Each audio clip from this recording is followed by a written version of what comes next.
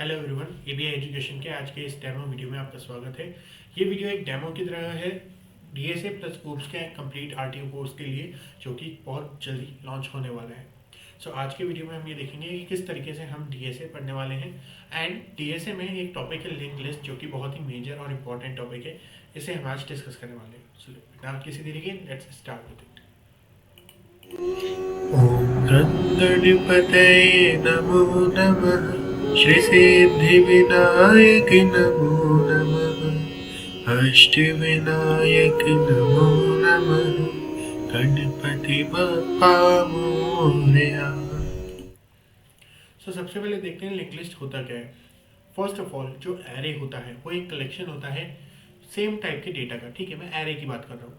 तो जो link list होता है वो भी एक कलेक्शन होता है सेम टाइप के डेटा का। ओके, तो ये एक सिमिलैरिटी होगी। और क्या सिमिलैरिटी है? एक एरे भी उस डेटा को स्टोर कर सकता है, एक लिंक लिस्ट भी स्टोर कर सकती है। दोनों में हम ट्रैवर्सिंग कर सकते हैं, इटरेशन कर सकते हैं, कंटेंट डिलीट कर सकते हैं, कंटेंट ऐड कर सकते हैं, दोनों में इंडेक्सिंग रख सकते हैं। अगर ये इतना सिमिलर है तो फिर अंतर क्या है और क्यों हमें लिंक लिस्ट पढ़नी चाहिए? देखिए, कुछ लिमिटेशंस हैं एक एरे की जो हमें लिंक लिस्ट सॉल्व करके देती है। सबसे बड़ी लिमिटेशन है एफिशिएंसी। एक एरे के अंदर अगर ऑलरेडी एलिमेंट्स हैं एंड आपको उसके मिड में कोई एलिमेंट इंसर्ट करना है, तो आपको उसके सारे एलिमेंट्स को अपनी जगह से मूव करना पड़ेगा, जिसके लिए आपको उस पूरे एरे को इटरेट करके हर एक एलिमेंट के ऊपर स्वैप फंक्शन कॉल करना पड़ेगा। ये बहुत ज़्यादा इनएफिशिएंट हो गया, बहुत टाइम लग जाएगा। अगर आपको मिड में कोई एलिमेंट इंसर्ट करना है, वहाँ से रिमूव करना है या फिर उसको कहीं शिफ्ट करना है, बहुत टाइम लगेगा। ओके, एक एरे के अंदर ये इनएफिशिएंसी हो जाती है। लिंक लिस्ट के अंदर ऐसा नहीं है। इधर का लिंक तोड़ा, इधर का लिंक तोड़ा, एक नई नोड बीच में अपन एंटर कर सकते हैं बिना दूसरी नोड्स को शिफ्ट किए। हम सिर्फ एक पर्टिकुलर नोड को अटैच कर सकते हैं। ये लिंक लिस्ट में फ्लेक्सिबिलिटी होती है। ओके, एक और इसके अलावा क्या होता है, लिंक लिस्ट की मेमोरी डायनामिक होती है, यानी कि आप लिंक लिस्ट को बड़ा छोटा अपने हिसाब से कर सकते हो। उसकी कोई एक फिक्स साइज नहीं होती, जबकि एरे की एक फिक्स साइज होती है, आपने जो मेंशन कर दी। अगर आपके पास एरे में उतना डेटा नहीं है तो वो मेमोरी वेस्ट हो रही है, और अगर आपको इससे ज़्यादा डेटा स्टोर करना है तो वो पॉसिबल नहीं है रन टाइम के टाइम में। ठीक है, ओके। लिंक लिस्ट की वजह से हम बहुत सारे जो मॉडर्न डे डेटा स्ट्रक्चर्स हैं, जैसे कि क्विक हो गया, स्टैक हो गया, इनको ट्री को इनको हम इम्प्लीमेंट कर सकते हैं लिंक लिस्ट की मदद से, बट एरे की मदद से नहीं। लाइक एरे से बहुत मुश्किल हो जाएगा, लिंक लिस्ट इसको बहुत सिंपल बना देता है। इस रीजन से हम लिंक लिस्ट पढ़ रहे हैं। ओके, बेसिकली लिंक लिस्ट होता क्या है? जो आपके सी होते हैं उसमें एक स्ट्रक्चर हम बनाते हैं। सी प्रोग्रामिंग की बात कर रहा हूँ मैं, उसमें एक स्ट्रक्चर बनाते हैं। दो एलिमेंट उसमें लेते हैं एटलीस्ट। एक होता है डेटा, जो भी आपको डेटा, फॉर एग्जाम्पल अगर हम एक इंटीजर्स को स्टोर करने वाली लिंक लिस्ट बना रहे हैं, आपको डेटा लेना है एंड एक लिंक लेना है जो कि अगली नोड को पॉइंट करे। नोड से मेरा मतलब उस एक स्ट्रक्चर के ऑब्जेक्ट या फिर उस एक डेटा एलिमेंट से हो गया। आप उसको एक सर्कल की तरह अज्यूम कर सकते हैं। बेसिकली ये एक नोड है, ये एक नोड है, ये एक नोड है, ये एक नोड है, सब आपस में कनेक्टेड है, एक चेन बन गई। इसी को हम लिंक लिस्ट कहते हैं। ओके, एरे के अंदर कॉन्जिक्यूटिवली डेटा जो है स्टोर रहता है, बट लिंक लिस्ट के अंदर ये डेटा कॉन्जिक्यूटिवली स्टोर नहीं होता। एंड लिंक लिस्ट के अंदर जब भी आप कोई नई नोड बनाएंगे वो किसी नए रैंडम एड्रेस पे जाके स्टोर होगी, बट उनके बीच में कनेक्शन रहता है पॉइंटर्स के कारण। पॉइंटर का कॉन्सेप्ट अगर आपको नहीं आता है तो लिंक लिस्ट थोड़ा सा डिफिकल्ट हो जाएगा, बट आई गेस आपको आता होगा क्योंकि वो पिछले साल हो चुका है। ओके, देख लेते हैं एक लिंक लिस्ट कैसे बनती है। यहाँ अपनी स्क्रीन शेयर कर देता हूँ एंड यहाँ से एक लिंक लिस्ट बना लेते हैं।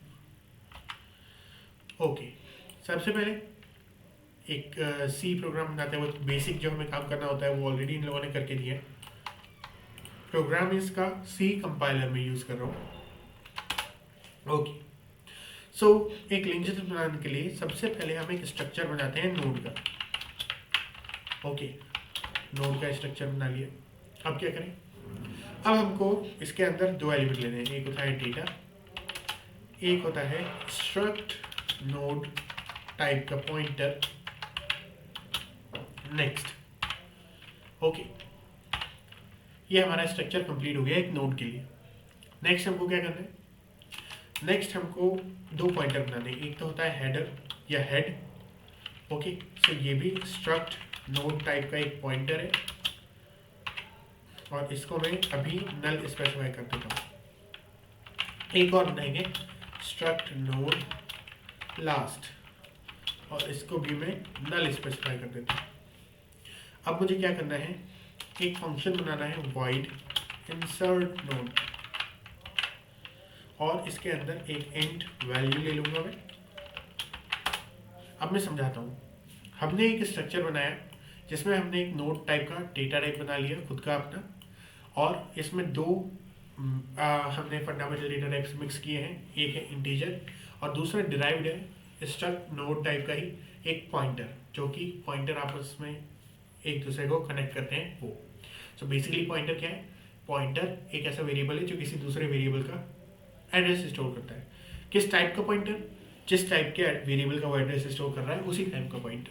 तो स्ट्रक्ट नोड टाइप का पॉइंटर यानी वो स्ट्रक्ट नोड टाइप के एक वेरिएबल की जो एड्रेस है उसको स्टोर करेगा। अब हमको यहाँ इंसर्ट नोड फंक्शन में एक नई नोड क्रिएट करनी है। उसके लिए हम malloc फंक्शन यूज करते हैं, और उसके लिए मैं लिखूंगा हैश इंक्लूड stdlib.h, और एट टाइम्स आपको ज़रूरत पड़ सकती है यूजिंग नेम स्पेस std इसकी भी। ओके, अब मेरे को यहाँ क्या करना है, एक स्ट्रक्ट नोड टाइप का पॉइंटर बनाऊंगा temp, जिसको मैं स्ट्रक्ट नोड टाइप की एक वैल्यू दूंगा जो malloc से आया हुआ स्पेस है साइज ऑफ स्ट्रक्ट नोड। ये कमांड में समझाता हूँ क्या वो। सबसे पहले हमने एक स्ट्रक्ट नोड टाइप का पॉइंटर वेरिएबल बनाया जिसका नाम हमने temp रखा, यानी कि temp नाम का एक वेरिएबल है जो एक स्ट्रक्ट नोड टाइप के वेरिएबल की एड्रेस को स्टोर करेगा। देन हमने malloc फंक्शन को कॉल किया। malloc फंक्शन को कॉल किया ताकि आपकी जो रैम की मेमोरी है उसके अंदर एक एम्प्टी रूम क्रिएट कर सके malloc फंक्शन। ओके, ताकि मतलब एक बॉक्स क्रिएट कर रहे हैं उसके अंदर हम लेटर ऑन अपना जो डेटा है वो भर सकें। malloc एक आर्ग्यूमेंट लेता है कि आपको किस साइज का, किस वॉल्यूम का बॉक्स लेना है। तो वो आर्ग्यूमेंट हमने दिया कि हमको किस साइज का बॉक्स चाहिए, कितनी मेमोरी चाहिए हमको। तो स्ट्रक्ट नोड वाला एक वेरिएबल बन जाए इतनी मेमोरी हमको चाहिए, इसलिए हमने साइज ऑफ के अंदर स्ट्रक्ट नोड दे दिया। साइज ऑफ जो फंक्शन है, ये जो ऑपरेटर है, ये स्ट्रक्ट नोड को लेके एज एन आर्ग्यूमेंट और उसका जो साइज रिक्वायर्ड है उसको रिटर्न कर देगा। ये साइज जाएगा malloc फंक्शन के अंदर। malloc फंक्शन फिर एक नया रूम उसी साइज का क्रिएट करके उसका एक पॉइंटर, उसका जो एड्रेस है वो रिटर्न करेगा। ओके, एंड देन इस पॉइंटर को हमने स्ट्रक्ट नोड के डेटा टाइप में कन्वर्ट करके स्टोर कर दिया स्ट्रक्ट नोड पॉइंटर temp के अंदर। तो बेसिकली एक नई नोड क्रिएट करी है हमने इस कमांड से। नेक्स्ट हमें क्या करना है, temp जिसको पॉइंट कर रहा है उसके नेक्स्ट को नल कर दिया, यानी कि उसके नेक्स्ट में कुछ भी नहीं है। यहाँ एरो यानी कि डैश और मोर देन का साइन जो है वो कंबाइन होकर एक एरो बना रहे हैं। इसका मतलब है जिसको वो पॉइंट कर रहा है। तो temp जिस एड्रेस पर पॉइंट कर रहा है वहाँ पर जो स्ट्रक्चर रखा हुआ है उसके नेक्स्ट को हम नल कर रहे हैं, प्लस temp के नेक्स्ट को डेटा को हम वैल्यू दे रहे हैं जो हमें इस फंक्शन में मिली है। देन हम क्या कर रहे हैं, इफ अगर हमारा जो हेडर है इज इक्वल टू नल, अगर वो नल है अभी, तो मैं क्या करूँगा, हेडर इक्वल्स temp, हेडर को temp दे दिया जो कि नई नोड का एड्रेस है, और लास्ट को भी temp दे दिया जो कि लास्ट नोड का एड्रेस है, क्योंकि जब एक ही नोड बनी है तो वही न्यू नोड है, वही लास्ट नोड है। देन हम एक एल्स पार्ट लगाएंगे, यहाँ हम लिख देंगे लास्ट इक्वल्स temp, ठीक है। और अब हमको जो प्रीवियस नोड थी ना, लास्ट नेक्स्ट इक्वल्स temp, ये कर दिया। तो लास्ट नोड जो भी थी इस नोड के बनने से पहले, उसके नेक्स्ट में हमने temp डाल दिया और फिर लास्ट नोड को ही temp बना दिया। तो अब temp ही लास्ट नोड है। ओके, ये पूरा मैं एक बार फिर से समझाऊंगा आपको। ओके, सो इस तरीके से हमने एक न्यू नोड बना के इंसर्ट कर दिया। अब न्यू नोड बन तो गई, डिस्प्ले कैसे करेंगे? सो मैं क्या कर सकता हूँ, void display, और यहाँ से सो सबसे पहले मेरे पास हेडर है, मैं एक नया पॉइंटर बना लेता हूँ, struct node temp equals header, और while temp next not equals null. जब तक टेम्प का जो नेक्स्ट है वो नल नहीं हो जाता तब तक क्या करना है, printf %t, temp data, temp के अंदर जो डेटा है उसको प्रिंट करो, और टेम्प इक्वल्स टेम्प का नेक्स्ट। ओके, इस तरीके से डिस्प्ले फंक्शन बन गया। एट लास्ट हमको ड्राइवर कोड लिखना है।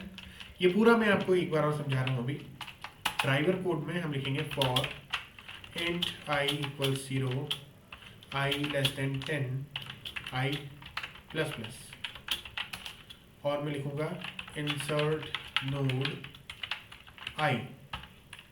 ओके, नोड इंसर्ट कर दी, देन हम कॉल कर लेंगे डिस्प्ले फंक्शन पूरे के पूरे लिंक लिस्ट को दिखाने के लिए, एंड दैट्स इट। सो ये प्रोग्राम हमारा रेडी है। अब मैं आपको एक बार फिर से समझाता हूँ, लेकिन उससे पहले रन करके देख लेते हैं, अगर कोई दिक्कत हो तो। बिफोर टू कन एरर एक्सपेक्टेड के सेमीकोलन की दिक्कत है शायद। सो किधर है 33, यहाँ स्पेस नहीं आएगा। ओके, std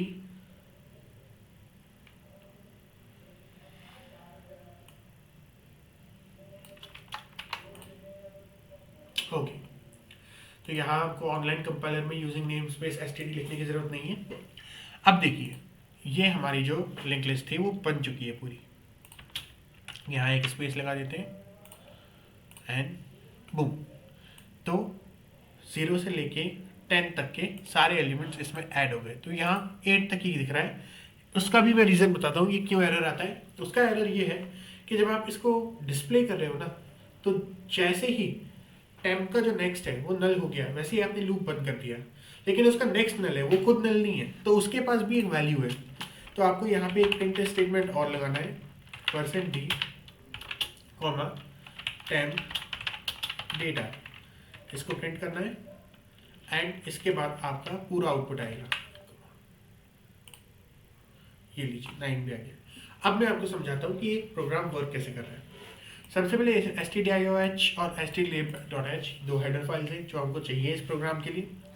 हमने एक स्ट्रक्चर बनाया, यानी कि अपना खुद का यूजर डिफाइंड डेटा टाइप बनाया, जिसके अंदर हमने दो एट्रीब्यूट्स लिए, एक तो इंटीजर टाइप का डेटा जिससे कि हम इंटीजर स्टोर कर सकें, और एक स्ट्रक्ट नोड टाइप का पॉइंटर, यानी कि इस जो स्ट्रक्चर है ना, इसके खुद के एक ऑब्जेक्ट वेरिएबल का एड्रेस स्टोर करने के लिए एक पॉइंटर जिसका नाम नेक्स्ट है, वो हमने इसी के अंदर दे दिया है। फिर हमने दो पॉइंटर बनाए स्ट्रक्ट नोड टाइप के ही, एक हेडर और एक लास्ट, दोनों को स्टार्टिंग में नल नल दे दिया क्योंकि दोनों ही के लिए हमारे पास कोई नोड नहीं है अभी। फिर हमने क्या किया, एक फंक्शन बनाया इंसर्ट नोड, जो कि स्ट्रक्ट नोड टाइप का एक वेरिएबल बना रहा है, टेम्परेरी वेरिएबल जिसका नाम मैंने दिया टेम्प, और ये एक पॉइंटर है, ये पॉइंट करेगा एक नई नोड को जो कि मैलॉक फंक्शन इस तरीके से क्रिएट कर रहा है। अब जो नई नोड बनी है स्ट्रक्ट नोड टाइप की है और उसको एक टेम्प वेरिएबल पॉइंट कर रहा है, तो वो जिसको पॉइंट कर रहा है यानी कि उस नई नोड को उसका नेक्स्ट जो है उसको मैंने नल कर दिया। तो नई जो नोड बनी उसके नेक्स्ट में मैंने नल डाल दिया, उसके डेटा में जो वैल्यू आई थी यहाँ आर्ग्यूमेंट में मैंने वो डाल दी, एंड उसके बाद मैंने चेक किया कि अगर हेडर अभी तक नल है, हेडर नल कब होगा, जब ये फर्स्ट ही नोड है, तो अगर हेडर अभी तक नल है तो हेडर को टेम्प बना दो, यानी कि जो टेम्प है वो फर्स्ट नोड है इसलिए हेडर को टेम्प बना दिया, और लास्ट नोड भी टेम्प ही है अभी इसलिए लास्ट को भी टेम्प ही बना दो। और अगर हेडर नल नहीं है, मतलब कम से कम एक नोड ऑलरेडी बन चुकी है, तब एल्स पार्ट में आएगा, जहां लास्ट में जो लास्ट नोड बनी उसके नेक्स्ट में हमने टेम्प डाल दिया, और जो लास्ट है अब उसको टेम्प बना दिया, यानी कि लास्ट जो नोड बनी उसके नेक्स्ट में हमने अभी वाली जो नोड है उसका एड्रेस डाल दिया, और उसके बाद अभी वाली नोड को ही लास्ट नोड बना दिया। ओके, इस तरीके से ये नोड इंसर्ट हुई है। देन डिस्प्ले फंक्शन बेसिकली एक नया पॉइंटर वेरिएबल बना रहा है स्ट्रक्ट नोड टाइप का टेम्प, जिसको हमने वही एड्रेस दे दिया जो हेडर के अंदर स्टोर्ड है। एंड जब तक टेम्प का जो नेक्स्ट है वो नल नहीं होता, मतलब एक नोड आएगी, दूसरी नोड आएगी, तीसरी नोड आएगी, कभी तो ऐसा होगा कि किसी एक नोड का नेक्स्ट नल है, यानी कि आगे लिंक लिस्ट नहीं चल रही, उस टाइम पे ये इस लूप को बंद कर देगा, लेकिन तब तक ये प्रिंट कर रहा है इंटीजर फॉर्मेट में जो भी टेम्प के अंदर डेटा है वो, एंड देन टेम्प जिसको नोट कर रहा है, टेम्प जिसको पॉइंट कर रहा है उस स्ट्रक्ट नोड टाइप के वेरिएबल के अंदर जो डेटा है उसको प्रिंट करेगा, एंड टेम्प को खुद को ही वो अगले नोड पे ले जाएगा। ओके, तो यहाँ टेम्प अगले नोड पे खुद को शिफ्ट कर रहा है। ये होने के बाद लास्ट वाली नोड का डेटा प्रिंट करने के लिए हमने एक बार प्रिंटफ स्टेटमेंट और लगाया, एंड देन हमने इंट मेन के अंदर एक फॉर लूप का यूज करके 0 से लेकर 9 तक की वैल्यूज इंसर्ट करवा ली इंसर्ट नोड फंक्शन की मदद से, एंड डिस्प्ले करा लिया और रिटर्न कर दिया 0। इस तरीके से ये पूरी लिंक लिस्ट बन गई। तो इस तरीके से एक बेसिक प्रोग्राम लिंक लिस्ट का बनेगा। डिलीशन भी होता है, बीच में मिड में इंसर्ट करना भी होता है, ये भी ऑपरेशंस होते हैं, ये हम देखेंगे किसी फर्दर कमिंग क्लास में। सो आई होप आपको ये डेमो लेक्चर अच्छा लगा होगा। अगर आपको ये अच्छा लगा है then please make sure to join the course. अब कोर्स को कैसे ज्वाइन करना है, बहुत ईजी है कोर्स को ज्वाइन करना। आपको apieducation.co.in नाम की वेबसाइट दिखेगी, इस पर आपको आना है, क्लासेस के सेक्शन में आना है। यहाँ पे आपको ये पूरा कोर्स दिख रहा है, DSA plus OOP RTU based complete course C और C++ में, नोट्स DPP डाउट सेशन सब कुछ होगा इसके अंदर। RTU के ऊपर बेस्ड है, आपके एग्जाम की अच्छी प्रिपरेशन करवा देगा, and just ₹149 per month. Okay, so apply करना है आपको, अप्लाई पे क्लिक करना है। जैसे ही आप अप्लाई पे क्लिक करेंगे आपके सामने एक अकाउंट में लॉगिन करने का ऑप्शन आएगा। वहां से आपको लॉगिन करने के बाद में अपना अकाउंट क्रिएट कीजिए या लॉगिन कीजिए, उसके बाद में बस अप्लाई पे क्लिक करना है एंड आपकी एप्लीकेशन सक्सेसफुल हो जाएगी लाइक दिस। ओके, मैं ऑलरेडी लॉग्ड इन हूँ इसलिए मेरा नाम वगैरह आ गया। अगर आप लॉग्ड इन नहीं है तो आपको कुछ इस तरीके का इंटरफेस देखने को मिलेगा। यहाँ पे आपको अपनी डिटेल्स एंटर कर दी है, एक अकाउंट क्रिएट करना है, एंड ये देखिए log in to API education. आप साइन अप पे क्लिक करें, अपने ये डिटेल्स एंटर करके साइन अप करें, देन OTP डालें एंड आपका अकाउंट बन जाएगा। उसके बाद बस आपको अप्लाई नाउ पे क्लिक करना है एंड आपका एप्लीकेशन सक्सेसफुल हो जाएगा। ओके, सो आई होप आपको ये वीडियो अच्छा लगा होगा। अगर वीडियो अच्छा लगा तो कोर्स को ज्वाइन कीजिए, एंड जो भी इस कोर्स को ज्वाइन कर सकता है उनके साथ कोर्स शेयर जरूर करें। वीडियो देखने के लिए बहुत बहुत शुक्रिया, मिलते हैं अगले वीडियो में, तब तक के लिए कीप वॉचिंग।